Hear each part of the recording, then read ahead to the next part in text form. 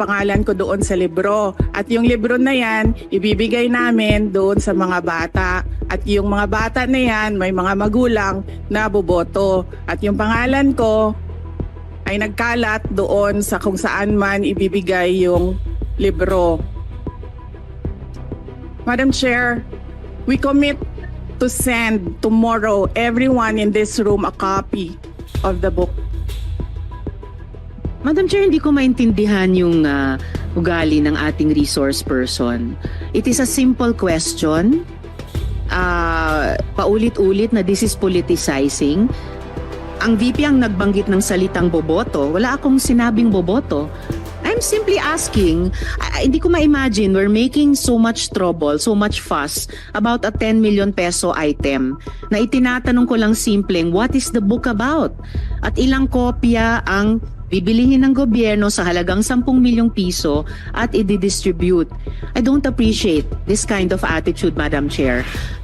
Usually, ang resource persons natin ay nagbibigay ng parehong institutional courtesy sa legislature na ibinibigay natin sa executive. I don't appreciate this kind of attitude. Senator Tolentino, do you have Madam Chair? Madam Chair.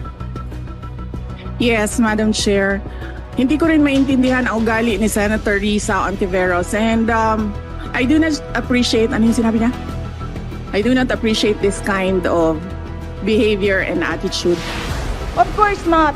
I do not regret running for Vice President kasi imagine ninyo kung ako mayor ngayon at hinahabol-habol nila ako dahil alam nilang pwedeng tumakbo ito sa 2028.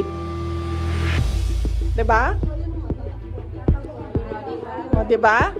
So, bakit ko nire-regret yan? Hahabulin nila ako. Alam nyo, kahit matanggal nila ako as Vice President, hahabulin nila ako until the day na maupo sila sa 2028.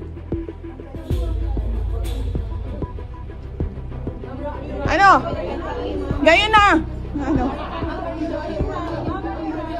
Alam niyo, mahirap sagutin ang 2028 kasi imagine niyo, pagbaba ko dito, nahulog ako doon sa hagdanan.